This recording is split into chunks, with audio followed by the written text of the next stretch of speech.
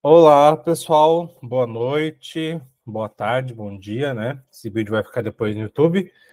Estamos hoje no nosso terceiro e último encontro do livro Pedagogia da Autonomia, do Paulo Freire, e também ele vai ser o último encontro desse ano da Meu Pequeno Baobá, né? Ano que vem a gente vai fazer mais encontros, mas para 2023 esse vai ser o último. Então, hoje a gente vai conversar sobre a parte do livro, né, que se chama Ensinar uma Especificidade Humana. E a gente, né, agora a gente está entre três aqui, mas depois, conforme o pessoal for entrando, né, ou depois aqui no YouTube, para quem estiver vendo, pode contribuir aqui nos comentários, enfim, ou na nossa página lá, que a ideia dos grupos, o legal deles é que as discussões sempre podem continuar, né? Elas nunca se extinguem, assim, por mais que o grupo em si tenha acabado. Eu posso começar falando do que eu achei interessante ali. Na primeira página, que, né, nesse livro físico é na 89, e lá no finalzinho, né, ele coloca assim: o professor que não leva a sério a sua formação, que não estude, que não se esforce para estar à altura de sua tarefa, não tem força moral para coordenar as atividades de sua classe. Eu pensei, meu Deus, né? Tipo, né, logo no início do capítulo já coloca isso, mas e eu acho que é uma coisa verdadeira, assim, que eu concordo, porém, né, daqui a pouco pegar essa frase fora de contexto, se a pessoa quer falar mal, pode dizer, viu, o professor que não continua estudando é o professor que não serve a própria profissão, enfim. E não é isso, né? Às vezes as pessoas não estudam, não continuam estudando, não fazem curso, enfim, tudo mais, porque elas não têm tempo, né? São muitas horas de trabalho, mais o horário da condução, de ida e volta, enfim. A gente sabe que não adianta colocar a culpa da melhoria da educação no professor sozinho, que isso não vai adiantar muita coisa, né? Então, é legal ver essa frase dele, e eu concordo que a gente tem que continuar se formando sempre, mas também a gente não pode cair numa falácia, assim, de dizer, tá, ok, eu não estudo, logo eu sou um professor ruim, não, né? Mas o ideal seria que todo professor tivesse um tempo, tivesse uma tranquilidade financeira, uma tranquilidade na sua casa, enfim, para que ele pudesse estudar, para que a gente pudesse refletir sobre o que acontece, né, no dia a dia, assim, de que, para mim, por exemplo, os grupos às vezes são bons, que daí eu consigo rever um pouco a minha semana, ouvir outras pessoas, e daí eu paro e penso sobre, né, sobre o que a gente está fazendo, que às vezes é uma coisa tão corrida, e a gente não sabe se está certo, se está errado, enfim, né, esse espaço de reflexão é muito importante, mas infelizmente não é todo professor que tem ele, né? Leite? Quero pegar duas passagens um pouco em seguida. Uma que vem de complemento, que é ali na 93. Na metade da página, ele diz: como professor, não me é possível ajudar o educando a superar a sua ignorância, se não supero permanentemente a minha. E eu acho que, para além da formação continuada, né, do investimento financeiro que a gente tem que fazer também para se formar continuamente, eu acho que tem uma questão que sempre me incomoda, né? Às vezes eu já ouvi muitas vezes professores dizendo, por exemplo, eu odeio ler, né? Eu não leio, eu não sei o quê, sendo que a leitura, ela faz parte da docência, né? Não tem como um professor não gostar de ler. A gente pode sim ter dificuldade de leitura, dificuldade de ler sozinho, né? E a gente sabe que livro é um investimento que é caro, mas nós temos muitos materiais públicos, né? Materiais de livre acesso. As próprias obras do Paulo Freire, a maioria a gente encontra na internet, né? Então, essa vontade de superar a ignorância, ela é uma medida possível, vamos dizer assim, né? E aí eu quero trazer uma outra fala antes de passar para o Bernardo, que é no final da 93, que diz: o respeito que devemos como professores aos educandos dificilmente se cumpre se não somos tratados com dignidade e decência pela administração privada ou pública da educação. E aí eu trago essa fala, não sei se vocês viram, mas recentemente teve um vídeo de um professor universitário, acho que é um professor até que dá esses cursinhos, assim, pré-vestibular e tudo. É um professor que eu sei que ele é conhecido na internet, que ele participou de um podcast, e nesse podcast ele fala que ele é favorável à bonificação por bom desempenho dos professores, né? E aí tem toda uma discussão em volta disso, né? De como que se bonifica, o que seria um desempenho exemplar de um professor, vamos dizer assim, né? E que também bonificação a longo prazo, né? Vamos supor, lá na nossa aposentadoria, o que conta é o teu salário, não um bônus que tu ganhou, isso não conta, né? E também porque como que tu vai cobrar, né? Inclusive eu vi um post, depois eu posso compartilhar, que dizia, né? Como ser um professor motivado em um país que odeia professores, né? Então, como que tu vai se motivar e merecer uma bonificação por desempenho se não tem nenhuma estrutura, nenhum respeito para com o educador, né? No próprio post esse, tanto o dele, original, quanto o da reação, que foi uma professora que fez um react, né, desse vídeo, várias pessoas criticando os professores, que só ficou incomodado com essa fala quem não trabalha, quem não faz nada, quem só, né, se tem todo esse imaginário de que o professor, ou ele ama o que faz e aceita tudo de qualquer jeito, ou ele questiona sem direito, porque ele já sabia que era assim, ele sabia que ia ganhar mal, ele sabia que era difícil, sabia que ia ter que trabalhar em casa, como se nenhuma luta fosse justa e como se nada nunca fosse mudar, né? Todas as profissões progrediram, receberam direitos, receberam aumentos, e é assim que funciona a nossa sociedade, né? O mundo do trabalho funciona assim. Então, quando eu agora relendo esse trecho, me lembrou dessa discussão que eu vi recentemente, posso até compartilhar lá no grupo para vocês. E é bem isso de como é que, eu acho que foi foi nesse grupo que eu falei, né, de se o pessoal da enfermagem que está lutando por uma jornada de 6 horas, eu que não sou da enfermagem vou lá apoiar, mas quem vai encabeçar essa luta vai ser o pessoal que trabalha na enfermagem, os enfermeiros e as enfermeiras. Então, se a gente desqualificar essa luta deles, a gente vai estar fazendo esse mesmo discurso com o professor. Porém, eu acho que o professor entrou nesse lugar comum que é bem comum a gente ouvir esse discurso de realmente, mas tu sabia que era assim, tu sabia que tu ia levar coisa para casa, né? Tá, mas o que eu sabia? Mas não é porque eu sabia que eu não posso lutar para que isso possa mudar, né? E nesse capítulo, o Paulo Freire fala bastante, né, da questão da incompletude do ser humano, da gente não aceitar as coisas como são, porque elas são cheias de história, então as coisas não são porque elas simplesmente são, elas são porque elas foram construídas dessa forma, né? Outro ponto que eu achei bem interessante é ali na 91, no finalzinho na 91, ele coloca assim, ó, autonomia penosamente construindo-se que a liberdade vai preenchendo o espaço antes habitado por sua dependência. Sua autonomia se funde na responsabilidade que vai sendo assumida. E mais abaixo ele coloca assim, ó, o essencial nas relações entre educador e educando, entre autoridade e liberdades, entre pais e mães, filhos e filhas, é a reinvenção do ser humano no aprendizado de sua autonomia. E eu frisei, né, a questão da autonomia nessa minha leitura e tal, porque a gente, enquanto professor atualmente, a gente não aprendeu a sermos autônomos na nossa busca de conhecimento. A gente sempre tinha a disciplina de X, daí a gente ia para lá, várias vezes era uma professora ou professora que tinha uma apresentação toda pronta, falava, no final tinha alguma conversa e acabou. Tá. Eu aprendi que aprendizado é esse, eu sento e o outro vai me fala, e depois, tá, aprendi. E é a hora que a gente se coloca numa situação de ir buscar o conhecimento, e eu nem estou falando tanto de ensino à distância, que ensino à distância ainda tem, né, a disciplina, tu vai ter que ler, vai ter que assistir vídeo, enfim, mas eu digo de a gente, eu tô com uma dúvida, será que tal criança tem alguma coisa? Será que eu posso ajudar isso? Né? Enfim, eu posso, enquanto professor, ir atrás do conhecimento, ir atrás de dica, ir atrás de alguma coisa, para trazer para a sala, né? E não só assim, vocês têm algum jogo pronto? Não, eu posso montar algum jogo, eu posso ver, enfim, a gente não se coloca como autor da nossa própria prática, sabe? E isso tanto no quesito literal, assim, né, de escrever sobre a nossa prática, quanto de colocar, eu posso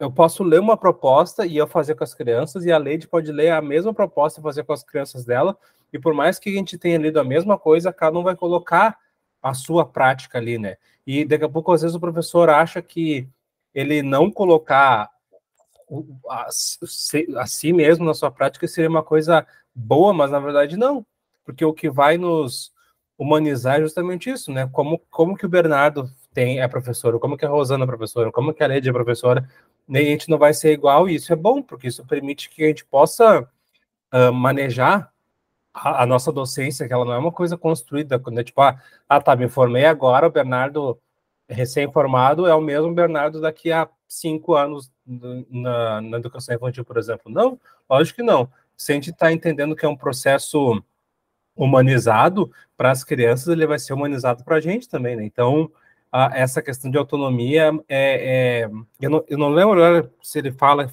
em um momento, mas assim, não é uma coisa que se dá do dia para a noite, né? Ela é construída diariamente, então é um exercício que a gente pode conquistando, né? Da mesma forma que as crianças, né? Os bebês, a gente vai lá, limpa o rosto dele, e conforme eles vão ficando um pouco mais velhos, a gente vai, só limpa, molha a mão, limpa o rosto. Né? E depois tu nem precisa falar nada, tipo, fulaninho, só acho que teu rosto tá sujo. A criança já vai se ligar que ela pode ir lá limpar. Né? Mas essa autonomia, ela não vem do dia para a noite. Tanto para as crianças quanto a nossa, né? Então, acho que a primeira coisa é a gente ter noção de que a gente pode ir atrás de mais conhecimento e fazer pela gente mesmo, sabe? E os grupos de estudo são isso, né? Ninguém está obrigado a participar deles, mas cada vez que entra uma pessoa, a gente fica, tá, que legal que essa pessoa conseguiu participar, que ela tá a fim de participar, porque significa que ela tá querendo tomar a rédea do que ela conhece, sabe? Da autonomia dela. Entende? E pegando um gancho, assim, dessa fala de autonomia e tudo mais, ali no ponto 3.2, que é o ensinar exige comprometimento, na 96, no primeiro parágrafo da página, ele fala: minha presença de professor, que não pode passar despercebida dos alunos na classe, na escola, é uma presença em si política. Enquanto presença, não posso ser uma omissão, mas um sujeito de opções. Devo revelar aos alunos a minha capacidade de analisar, de comparar, de avaliar, de decidir, de optar, de romper. Minha capacidade de fazer justiça, de não falhar a verdade. Ético, por isso mesmo, tem que ser o meu testemunho. E eu acho importante trazer essa citação, porque quando Paulo Freire escreveu esse livro, por exemplo, não existia o uso da internet, né? Como a gente usa e tudo mais, não se tinha telefone celular para ficar gravando e tal. Então, um testemunho de um professor, né, uma conversa, vamos dizer assim, dentro de um posicionamento que traz uma discussão política, e não política partidária, mas uma discussão política, eram coisas que aconteciam e fazia parte, né? Claro, não que não gerassem problemas, porque desde que o mundo é mundo, o professor é visto com maus olhos, né, na sociedade, como um ser doutrinador. Mas acontece que hoje em dia, né, principalmente dentro das redes privadas, tem aparecido muito na mídia algum professor ou professora que é questionado sobre alguma questão polêmica, e quando ele dá uma explicação que nem não é uma explicação de se colocar, né, a sua opinião, mas quando ele traz um contexto histórico, né, e quer gerar uma discussão entre os seus educandos, que na maioria das vezes já são adolescentes, até por estarem com o celular, isso é filmado e é compartilhado como se aquele professor estivesse doutrinando a turma, né? Recentemente, aqui em Porto Alegre, no Rio Grande do Sul, um professor foi, então, perseguido nas redes sociais e tudo mais, de uma escola privada, por ter provocado a discussão. Ele buscava o debate entre os alunos dele, se eu não me engano, eram do ensino médio até, sobre a questão de Israel e da Palestina, né? Então, ele trouxe, né, a questão do financiamento do armamento, né, o viés político por trás disso, sobre guerra e tudo mais. Ele não estava dizendo isso é certo, isso é errado. Ele estava apresentando fatos históricos com base no que ele estudou e se preparou, um professor de história. E isso foi distorcido, foi descontextualizado e ficou como se ele estivesse dizendo uma coisa que não era o que ele estava dizendo. Então, ao mesmo tempo que aqui a gente lê e pensa assim, a minha ética me diz que sim, que eu tenho que me colocar, que eu tenho que apresentar fatos, né, que é o meu dever enquanto professor defender uma questão ética, né, o pensar certo, como o Paulo Freire falava.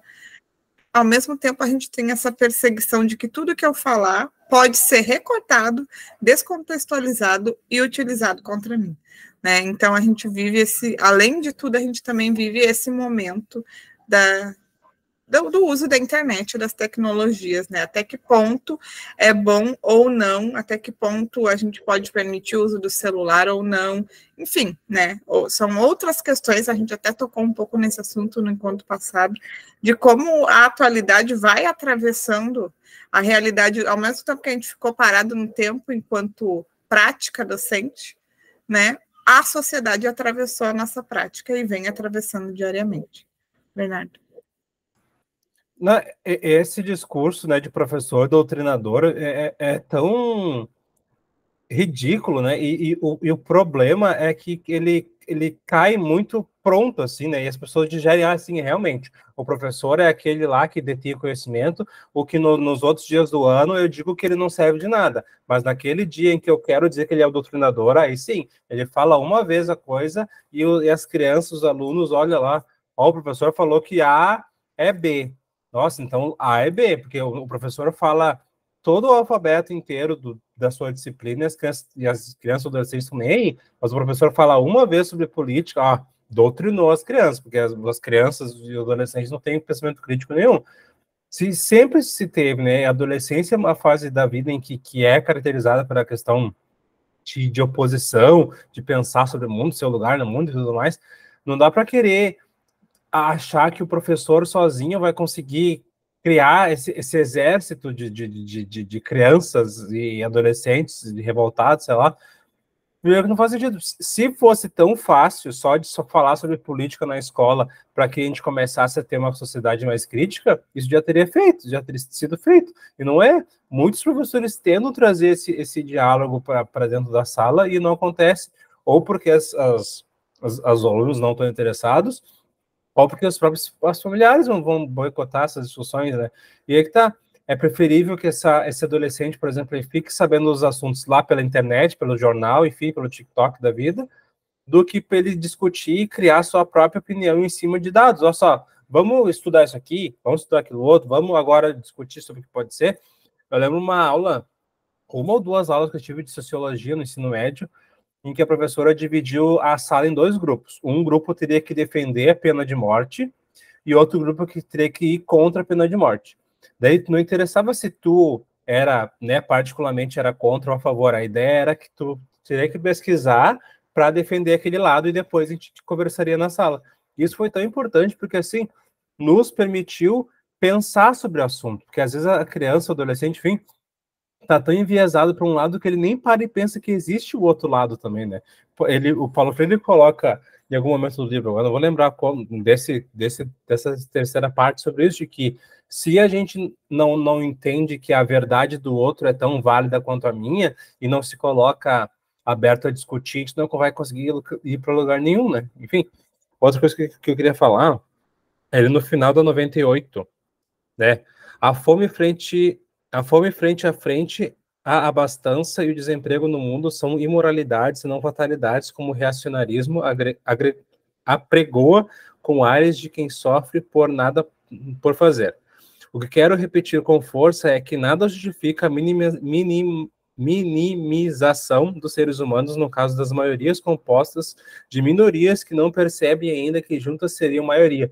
É bem isso de que a gente trabalhador que passa 10 horas no trabalho, mais transporte, que recebe um salário mínimo, recebe um pouco mais salário mínimo, enfim, a gente é a maioria da população, né? Então tem todo esse discurso de dizer que o professor quer doutrinar, porque ele quer nos desestabilizar, porque a gente tem muito poder na mão, e esse poder pode ser colocado para mostrar para as crianças e para os adolescentes que existe um mundo fora da realidade deles, que é muito maior do que a gente pode achar, ou pode dizer, ó, o certo é isso e ponto, né?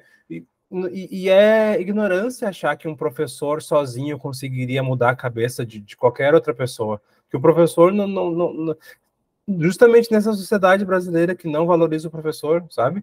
Então não faz muito sentido, porque a gente nunca é valorizado, a menos quando é para falar mal da gente. Aí sim, aí eu não. Professor, professor, professor. Mas no resto do ano a gente não. Esse poder que supostamente a gente teria não nos é dado. Então não faz muito sentido. E o problema é que, né? E é um discurso meio velho, mas querem realmente destruir a classe dos professores de uma forma ou outra, né? A Leite falou da função dos, né, da falta de professores que vai ter, no ensino médio já tem os professores de notório saber, enfim, vai tirando cada vez mais a carga política do ser professor, e tem sim política, né? Logo antes ele falava na questão da neutralidade, né, de que não existe uma educação, aqui ó, na 95, neutralidade da educação. Desse ponto de vista, que é reacionário, o espaço pedagógico neutro por excelência é aquele que se treinam os alunos para práticas apolíticas, como se a maneira humana de estar no mundo fosse ou pudesse ser uma maneira neutra. Minha presença de professor, que não pode passar despercebida dos alunos na classe da escola, é uma presença em si política, né? Que foi o que a Lady tinha falado logo antes, né? Então, querer despolitizar o trabalho do professor, que é um trabalho humano, de contato, de troca com outros seres humanos, não faz sentido que ele não seja político. Querer falar desse discurso significa que tu tá sendo político, sim, só que é aquela política traiçoeira, reacionária, que está dizendo que não é política, que é só, é assim que as coisas são, mas tem muito conteúdo político, sim, que quer estagnar a gente enquanto sociedade, né? Aí me divaguei aqui. Leite? Não, queria aproveitar dentro desse ponto. Ele começa a falar, começa não, né? Mas ali na página 97, ele está fazendo uma reflexão sobre o interesse político por trás dos moldes e dos modelos e dos parâmetros da educação de uma maneira geral, né? Daí ele dá, por exemplo, ali no 97, um exemplo, né, de que tá bem na metade da página, tá? As forças dominantes estimulam e materializam avanços técnicos compreendidos e, tanto quanto possível, realizados de maneira neutra.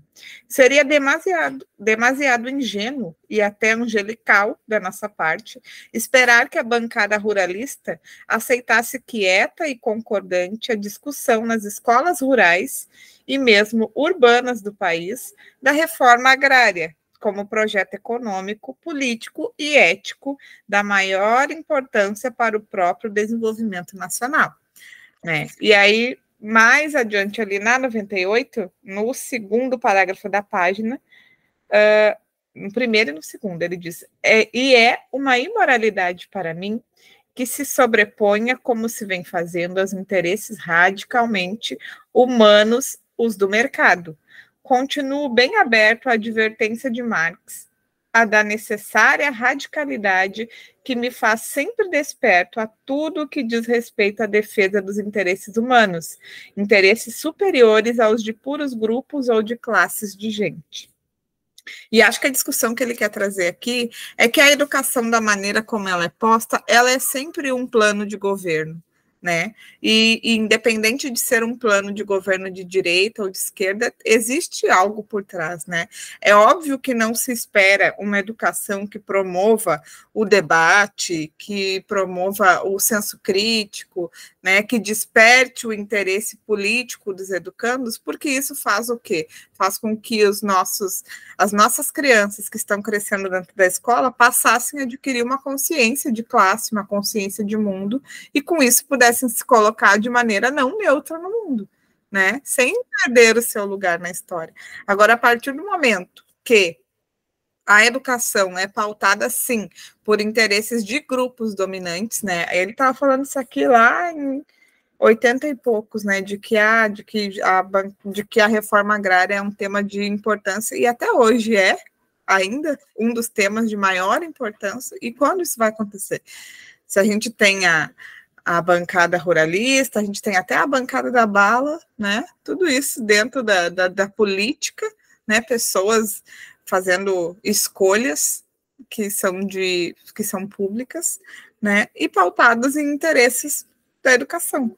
Hoje mesmo a gente teve uma reunião numa das escolas que eu trabalho, e aí uma professora compartilhou que estava assistindo uma reportagem sobre diagnósticos, né, de problemas neuroatípicos, né, e aí ela disse que estava nessa entrevista, tinha médico, tinha fono, tinha pedagoga e tinha um outro profissional. E daí ela disse que todo mundo estava falando e tal.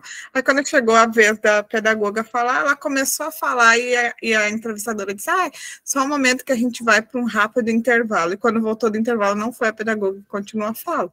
Né? Ou seja, isso tem a ver também, porque além da gente não ter um poder de decisão, dessas decisões virem de cima e de grupos que têm seus interesses, seus privilégios, quando nós estamos em alguma posição de fala, essa fala não nos é permitida, né? Na maioria das vezes, quando a gente vê uma colocação de algum profissional da educação, seja ele professor, pedagogo, orientador, vocês podem ter certeza que essa fala, ela sempre vai ser uma fala romântica, né? Sempre vai ser uma fala de que escolhi ser professor, porque nasci para ser professor, tenho vocação, não sei o quê, eu amo criança. Por quê? Porque daqui a pouco, estava eu e o Bernardo lá, chegaram para fazer uma entrevista. Eu falei isso, o Bernardo falou que eu escolhi ser professor porque eu acredito que a educação revoluciona, não sei o quê. Quem que eles vão escolher colocar no jornal, na revista ou na televisão? A pessoa que fala dentro do interesse da mídia, né? Então, tudo isso é moldado, né? Seja antigamente que a gente só recebia influência da televisão, das mídias abertas, né? Agora a gente tem as mídias fechadas e agora a gente tem a internet. Então, tudo isso são vertentes que contam a história de acordo com seus interesses. Né? Então, acho que é bem importante, né? E eu levei um tempo para me dar conta disso. Eu pensava, eu não acredito, a pessoa teve a chance de falar e falou uma coisa dessa. Não é que ela teve a chance. Outros tiveram, mas eles escolheram aquela pessoa, porque aquela pessoa fala dentro do interesse daquele grupo, daquele momento e daquela matéria. Bernardo. O Bernardo travou? Ou eu travei? Rosane?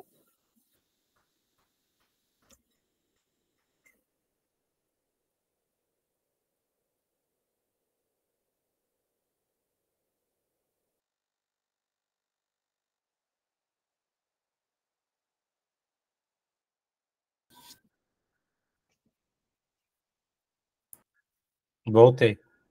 Eu não sei, achei que era eu, porque ninguém me respondeu, daí eu saí. Mas pode falar, Bernardo, é tua vez. Eu peguei o gancho, tá falando, e a função, né, do professor, e é bem isso, de que se faz um recorte, né, e a própria reportagem, e é legal tu falar isso, né, de que é bem isso, que a gente cresce, a gente, né, quem hoje em dia, menos, né, as crianças veem menos jornal, mas acredito que ainda vejo um pouco, mas eu lembro que eu cresci e imaginava, tá, ok, a hora que a gente vê uma reportagem, ela tá mostrando a realidade, ponto. E daí depois tu começa a ficar mais velho, tu percebe, tá, ok, essa reportagem tá mostrando um ponto de vista através, né, para essa realidade, porque uma realidade ela vai ter, né, 1 milhão de pontos de vista e a reportagem vai escolher um e não vai ser o que vai contra ao seu próprio interesse, né? Então, pensar sobre isso é imaginar de que sim, se a gente só for um consumidor dessas narrativas e não colocar o nosso ponto de vista enquanto professor, a gente vai estar refém de outras pessoas falarem sobre a nossa prática. Né? A gente falou assim já sobre a função, vai se falar sobre educação, se chama economista, se chama psicóloga, a economista, a médica, ela chama Deus e o mundo, menos o professor ou a professora que trabalha 10 horas por dia com essa criança, né? O que é ridículo. Enfim, mas falando sobre vocação, né, que lá na 139 ele coloca, né, no meio do parágrafo da página ali, é digna de nota a capacidade que tem a experiência pedagógica para despertar, estimular e desenvolver em nós o gosto de querer bem e o gosto da alegria, sem a qual a prática educativa perde o sentido. É esta força misteriosa, às vezes chamada de vocação, que explica a quase devoção com que a grande maioria do magistério nele permanece, apesar da imoralidade dos salários. E eu ri, porque né, esse livro foi escrito em 96, quase 30 anos atrás, e o discurso é o mesmo, né? E avançou muito. E essa fala da vocação, assim, a minha coordenadora, né, da escola que eu trabalho, já me falou assim, né, que eu chego, saio da escola cansado, né, me pareço desmotivado, e sim, porque a gente se desmotiva quando a gente acha que a gente está né, a gente tá tentando construir um bom trabalho e ver que ele não está rendendo muito, porque as crianças não estão, né, se acalmando, se organizando, enfim, não está funcionando tão bem, a gente fica desmotivado, lógico. Mas eu fico desmotivado justamente porque eu tenho esperança que eles possam melhorar, né? E não é esperança do dia tal, hora tal, eles vão melhorar. Não, eu tenho esperança porque eu estou tentando fazer esse processo, né? Mas querer me tirar essa minha vontade, esse meu desejo que eles melhorem, como dizer, viu, olha só, Bernardo é um bom professor porque ele adora o que ele faz, apesar das dificuldades. Não, gente, eu faço, sim, eu gosto, eu acredito, mas a gente não pode romantizar a nossa profissão, porque senão a gente vai dizer assim, o médico, né, o médico ele tem que pegar ônibus, né, ele se doa para a sua profissão. Não, o médico chega lá, fala o seu trabalho, é isso aí.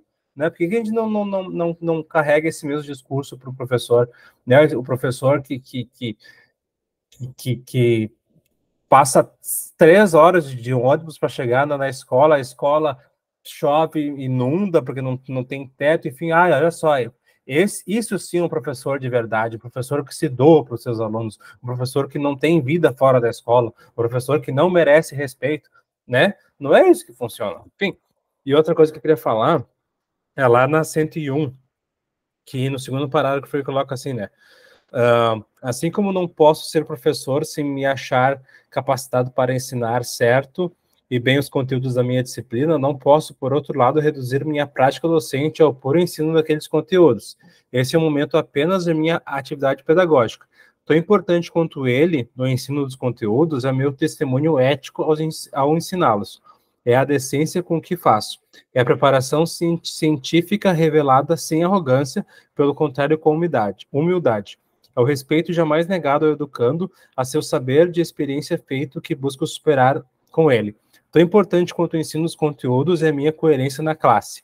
A coerência entre o que digo, o que escrevo e o que faço.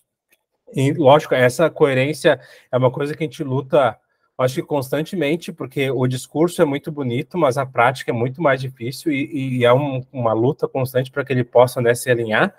E outra questão é de que, né, o conteúdo, digamos, puramente, conteúdo que não existe, né, o conteúdo puro, que ele sempre vai ser atravessado por algum recorte, ele poderia ser dado por uma inteligência artificial, por exemplo, né?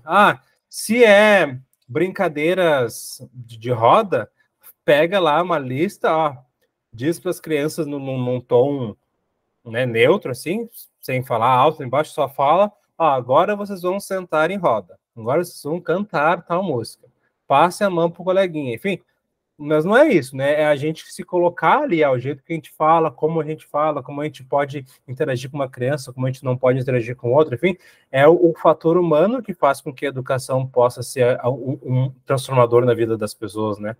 Porque senão a gente vai estar tirando a essência desse trabalho nosso, que é lidar com o ser humano, né? E a gente não é valorizado por isso, né? Especialmente na educação infantil, que a gente não tem conteúdo, entre muitas aspas, né? Que a gente não está ensinando a criança nada, por exemplo. A gente só, e ainda tem lugares que chama de pré-escola, né? Ou seja, a escola de educação infantil ela não é uma escola de verdade, ela é pré-escola. É a preparação para a escola. Na escola, sim, que é importante. Na escola, sim, que as famílias vão começar a se preocupar com o desenvolvimento da criança. Na educação infantil, o professor falar, olha só, daqui a pouco seria bom procurar uma fono, né, um nutricionista, uma psicóloga para a criança. Não.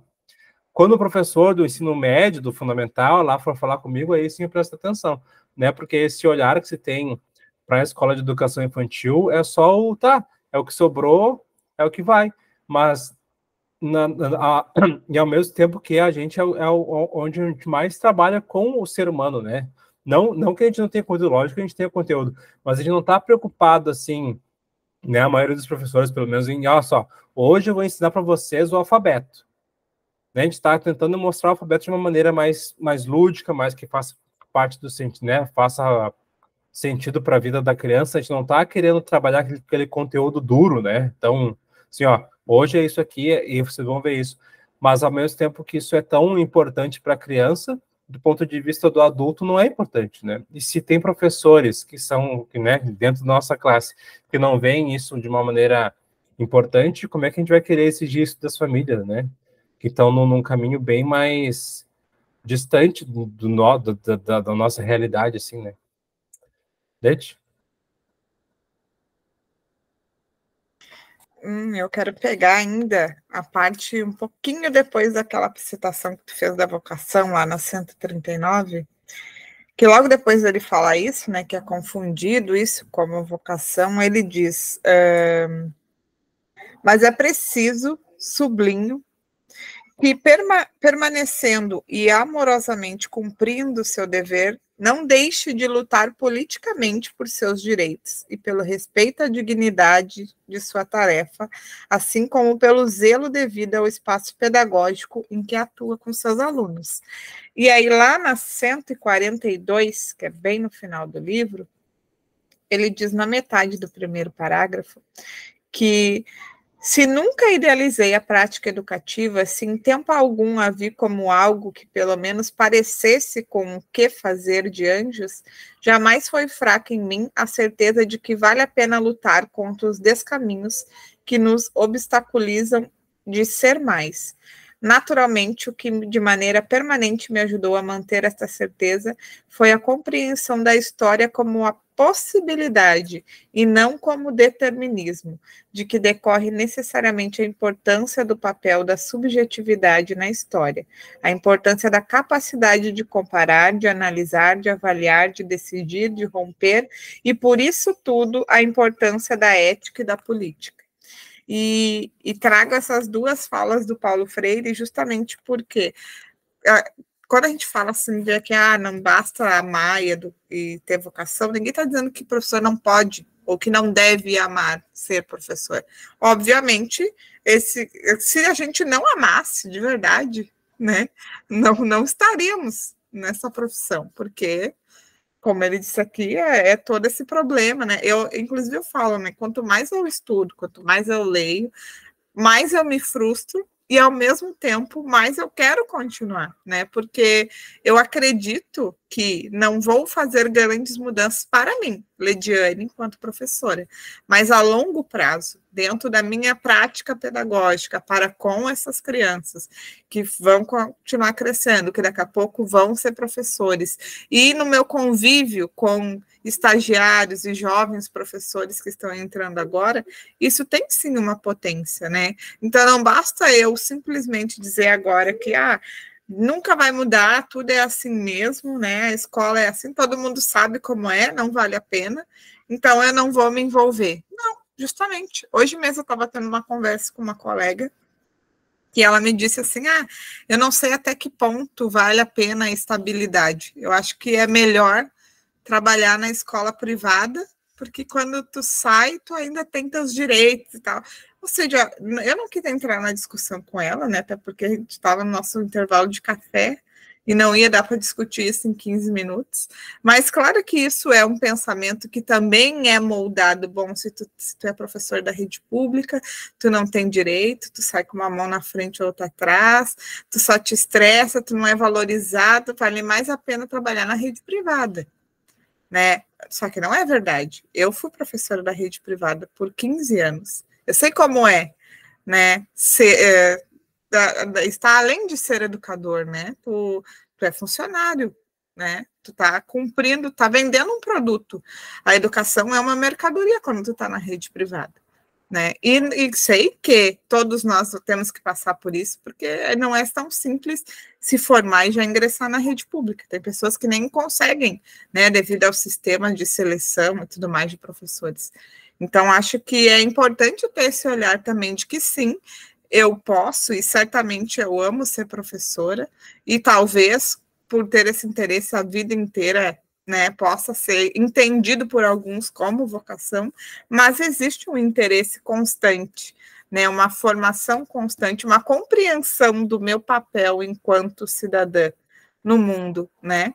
Porque a partir do momento que eu sou professora, eu não sou mais só a Lediane, né, a pessoa física Lediane, o professor é professor para sempre, né? Se a gente está na rua e encontrou qualquer pessoa da escola, é o prof. Bernardo, é a prof. Lediane, não importa onde tu tá, né? Então, por isso que quando a gente fala, quando a gente se coloca publicamente, a gente também vai vai carregar esse peso e esse fardo, né? Quem está falando, quem postou um vídeo falando alguma coisa de política foi a professora Lidiane da escola tal, né? Quem apareceu num vídeo na internet se divertindo na noite, no dia de folga, foi a professora Lidiane da escola tal. Tudo isso tem um peso, né?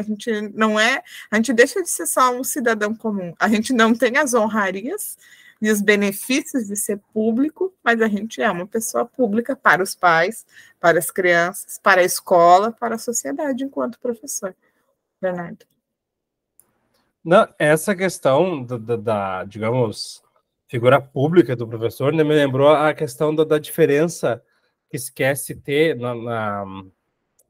com essa inteligência artificial, que ao mesmo tempo que se busca uma questão de humanização, a gente sabe que não é um ser humano, e aos poucos a gente está se encaminhando para um espaço em que essas barreiras deixam de ser tão claras, né? E eu achei legal, como ali na página 127, Paulo Freire ele coloca a questão dos avanços da tecnologia ali, na metade do último parágrafo da página, ele coloca assim: há um avanço tecnológico que ameaça milhares de mulheres e homens de perder seu emprego, deveria corresponder outro avanço tecnológico que estivesse a serviço do atendimento das vítimas do progresso anterior.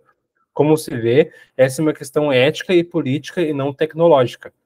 E eu botei na questão dos avanços tecnológicos e desemprego que a inteligência artificial já estão gerando, né? Não é uma coisa assim, nossa, o futuro foi uma coisa assim. Eu lembro que quando eu ouvi falar sobre o ChatGPT, dentro de, sei lá, 2 ou 3 meses já estava começando a ter notícias de gente que estava perdendo emprego em função da inteligência artificial. Então, esse discurso que a gente vinha em filme, né? Ai, meu Deus, robôs, como uma coisa assim muito futurista, já está acontecendo agora.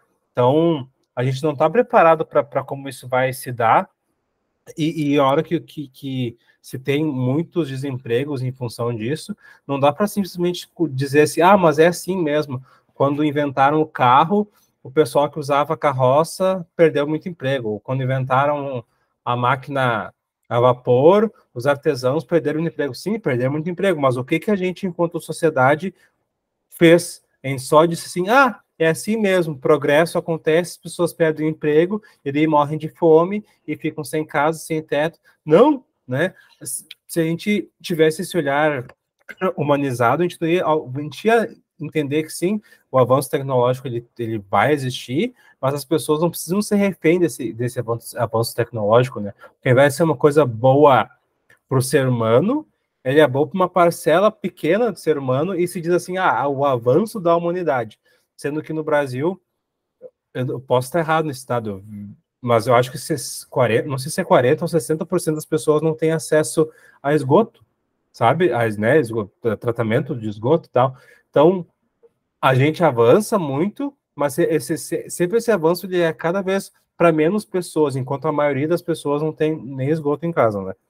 Outra coisa que eu queria comentar é ali na 137, que, né, ele está falando sobre a questão das mídias, né? Ele coloca assim: isso não é fácil, mas se não é fácil estar permanentemente em um estado de alerta, é possível saber que, não sendo um demônio que nos espreita para nos esmagar, o televisor diante do qual nos achamos não é tão pouco um instrumento que nos salva. E eu anotei essa questão, né, de que o quanto que as redes sociais, né, nos colocam esse discurso de eu vi tal coisa, e daí tu dá a informação, e fala a informação, E depois, tá, mas onde é que tu viu? Ah, vi no YouTube, vi no TikTok, vi, né, um videozinho de 15, 30 segundos e toma como verdade. E daqui a pouco uma pessoa que estudou, que está disposta a se questionar, pensar sobre o que está acontecendo, ela não é ouvida. Até por isso que a gente tenta, na medida do possível, né, agora não tanto, mas criar conteúdos que possam ser mais consumidos de uma maneira mais rápida, porque a gente sabe que nem todo mundo vai ter o tempo e a paciência para participar do grupo de estudos, mas a gente sabe que daqui a pouco, se ela conseguir ter um pouquinho desse tempo, desse conteúdo, dessas reflexões, isso vai ajudar, sabe? Então, a gente não pode achar que essa tecnologia está além da gente. A gente tem que tentar dialogar com ela, e ela não vai ser, né, que nem o Paulo Freire coloca, ela não vai ser a revolução negativa, mas ela também não vai ser a positiva. A gente tem que tentar dialogar com ela para tentar tirar o melhor proveito disso. Porque as crianças de 2 anos, 3 anos já estão acessando o TikTok, né? Então, o que isso está trazendo com elas? Lógico, a hora que a gente está dialogando, a gente está tentando dialogar com essas famílias, mas enfim, não tem como negar esse avanço, a gente tem que tentar dialogar com ele na medida do possível, né? Não, e eu quero ainda pegar um gancho dentro dessa tua discussão, que ali na 136 ele está falando sobre a televisão, que era o recurso tecnológico que se tinha no momento, né? E daí ele fala o seguinte, já no segundo parágrafo da página. O mundo encurta, o tempo se dilui, o ontem vira agora e o amanhã já está feito. Tudo muito rápido. Debater o que se diz, o que se mostra e como se mostra na televisão me parece algo cada vez mais importante. Como educadores e educadoras progressistas, não apenas não podemos desconhecer a televisão, mas devemos usá-la e, sobretudo, discuti-la. Não temo parecer ingênua ao insistir não ser possível pensar sequer em televisão sem ter em mente a questão da consciência crítica. É que pensar em televisão ou na mídia em geral nos põe o problema da comunicação, um processo impossível de ser neutro. Na verdade, toda comunicação é comunicação de algo feita de certa maneira, em favor ou na defesa, sutil ou explícita de algum ideal contra algo e contra alguém, nem sempre claramente referido. E aí, claro, isso aqui é maravilhoso, porque ele se encaixa, né, por exemplo, agora na discussão da internet, né? Não basta eu dizer que condeno o uso do celular na sala de aula, ou que condeno o acesso ao TikTok, não sei o quê, não adianta eu condenar, porque as crianças, os adolescentes, os educandos vão continuar acessando, vão continuar fazendo uso disso. Então, o que é que eu tenho que fazer? Eu tenho que trazer essa discussão para dentro da escola, para dentro do meu grupo de colegas, né, de outros educadores, né, de que maneira a gente pode trabalhar sobre isso, como gerar um debate crítico, como resolver a questão do uso inadequado dessas tecnologias, né, e trazer esse debate com as crianças, com os educandos. Bom, de que maneira vocês usam isso? Que tipo de conteúdo vocês acessam? Que benefício isso traz para vocês? Ou que prejuízos isso traz para vocês, né? Não simplesmente negar, né? Outro dia, às vezes eu tenho até uma fama, às vezes, de que eu sou muito flexível, né? Com os alunos, as crianças do fundamental. E aí, outro dia, uma estudante falou para mim, eu gosto da prof, que a prof deixa a gente ficar com o celular na mesa. Só o fato, porque eu sei como é, gente, os jovens, eles têm abstinência, né? Só o fato dela estar com o celular ali na visão dela, já tranquilizava ela. E aí, quando eu terminava uma atividade, ela perguntava, posso olhar o meu celular? Daí eu falava, pode olhar, tu terminou, tu me mostrou. Se tu não vai prejudicar os teus colegas, não tem problema tu olhar por esse tempo. Eu não estou dizendo agora, e daí daqui a pouco isso pode ser distorcido como, e na aula da Leidiane, os alunos podem ficar mexendo no celular a aula inteira. Não foi isso, foi um acordo que eu fiz com eles, né? Bom, terminou a tua atividade, tem gente ainda fazendo, não tem outra coisa para fazer? Se tu não vai perturbar, não tem problema, até porque eu mesma, enquanto adulta, enquanto professora, tem momentos que eu pego meu telefone, recebi uma notificação, alguém me ligou, peço licença para resolver alguma coisa, porque a gente é atravessado diariamente por pela internet, a internet está conosco o tempo todo, né? Então, é uma coisa que não tem como fugir. E eu acho que quando ele... E aí, esse aqui, eu já tinha falado antes, né, sobre quem conta, ao dar um foguete, quem conta, como conta e o que conta, na internet é a mesma coisa. Assim como ele fez a reflexão da televisão, antigamente se fazia do jornal ou do rádio, a discussão vai se atualizando. Mudam-se os meios, os recursos, mas a discussão continua sendo a mesma. Bernardo. Não, é bem isso de que a gente fala como tecnologia, mas o livro é uma tecnologia, né? Senão, antes do livro existir, se existia o relato falado, e ele era passado, né, através das pessoas, né, em gerações e tal. A partir do momento que o ser humano começou a inventar a escrita, começou a inventar meios de registrar essa escrita, né, o papiro, eu não sei o que, o rolo, enfim, o livro é uma tecnologia. A gente trabalhar com ela é o desafio. Só que, lógico, de tempos em tempos se tem grandes revoluções que mudam totalmente a nossa forma de interagir, né, enquanto sociedade.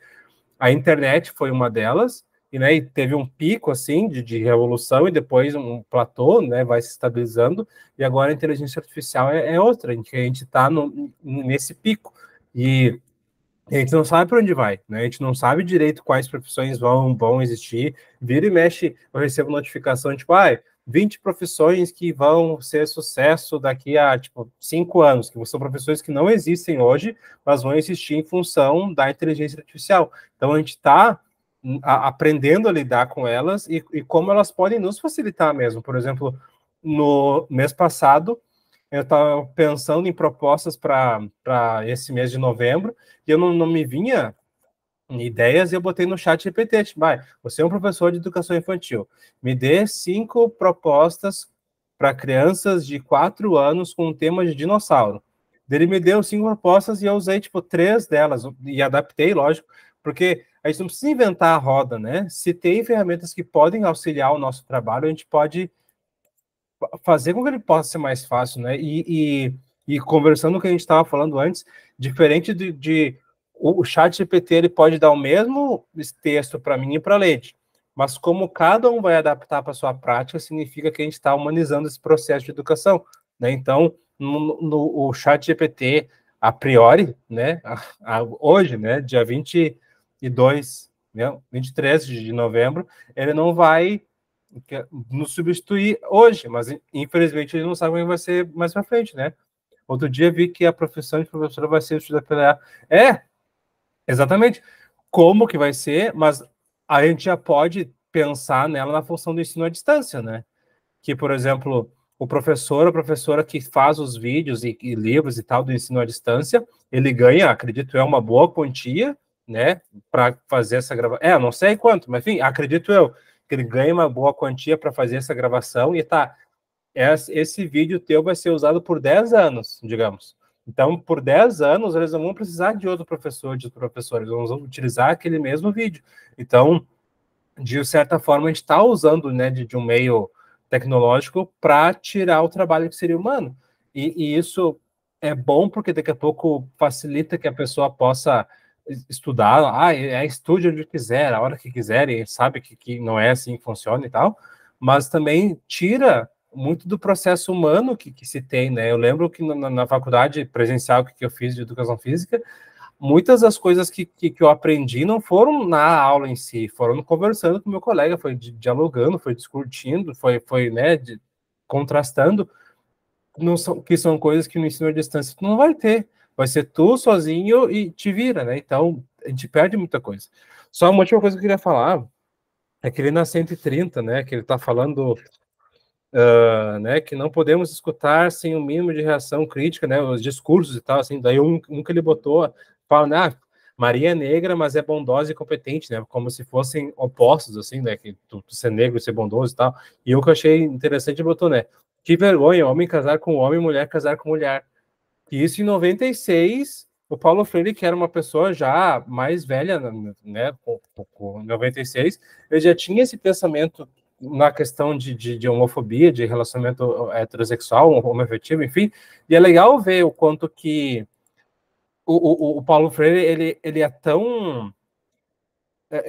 É tão presente, digamos, né, quando se fala sobre educação, né? A Lady já falou no primeiro encontro de que a gente ouvia muito falar em Paulo Freire, mas parecia que era um lugar comum e tal.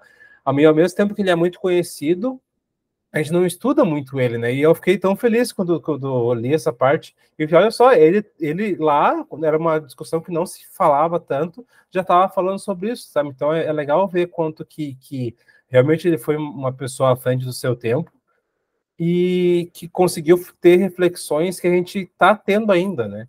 É ruim que a gente está tendo, porque significa que a gente não evoluiu muito, mas é bom saber que a gente não está sozinho, que outra pessoa antes da gente também estava pensando sobre isso né, pavimentando o caminho para que o nosso trabalho hoje em dia fosse um pouquinho mais simples, mais fácil, e a gente também fazendo o dentro do nosso possível para que os professores do futuro, né, e a gente mesmo, nosso trabalho no futuro possa ser um pouquinho mais tranquilo, assim, né? Vede? Não, e ainda pegando essa questão do Paulo Freire, eu até estava brincando esses dias que uma vez eu participei de um grupo com uma das filhas dele, a Madalena Freire, e ela comentou, né, que quando eles eram criança, os filhos, né, do Paulo Freire, se o Paulo Freire estava conversando com algum adulto e ele vinha algum dos filhos para falar alguma coisa, ele parava a conversa com o adulto e ouvia primeiro a criança, né? E aí ele dizia que a criança tinha a urgência do saber e tudo mais, né? E ela sempre disse que depois, com o tempo, ela percebeu que as pessoas sempre estranhavam, tipo, ó, deixou de falar comigo para escutar uma criança que a criança está falando, né? E daí ela brincou nesse encontro que antes de existir essas abordagens de pedagogia positiva e tudo mais, Paulo Freire já praticava com seus filhos.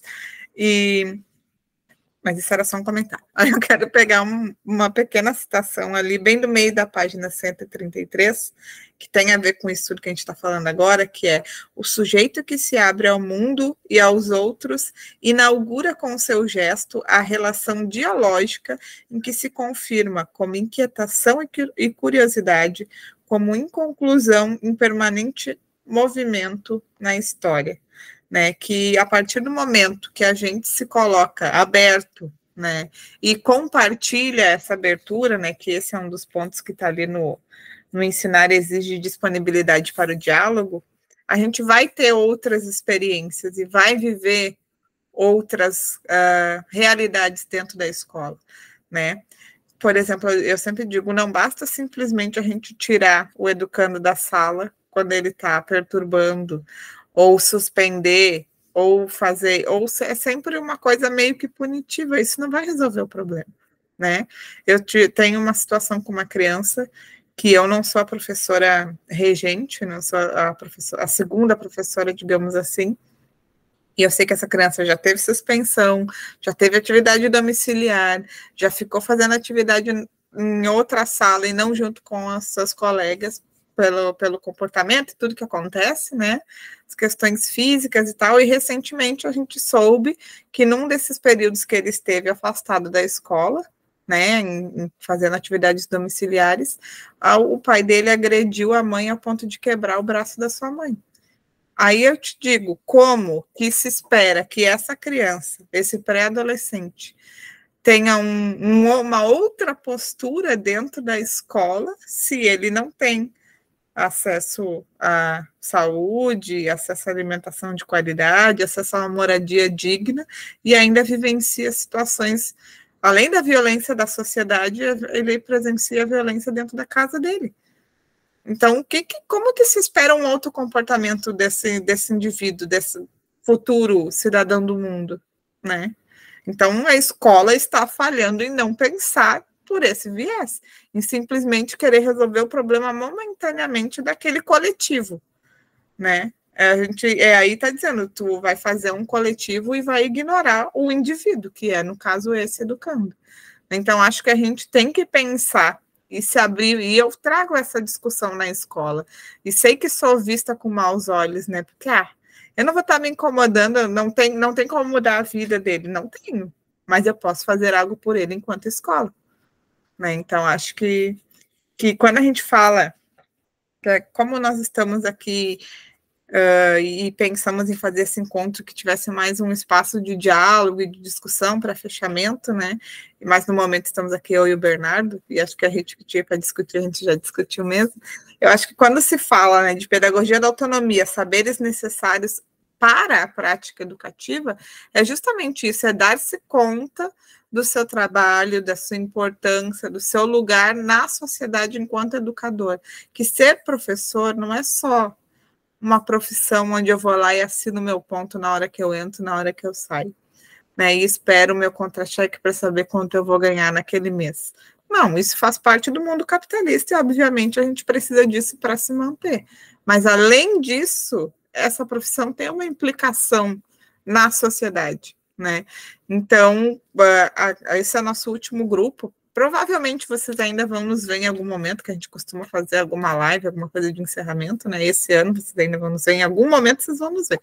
Mas eu acho que é importante também encerrar esse ano com o livro do Paulo Freire, um ano que a gente fez grupos de autores brasileiros, né? Que a gente teve essa proposta e se manteve nela, e de dizer que mais do que nunca a gente percebe que é importante continuar estudando Paulo Freire.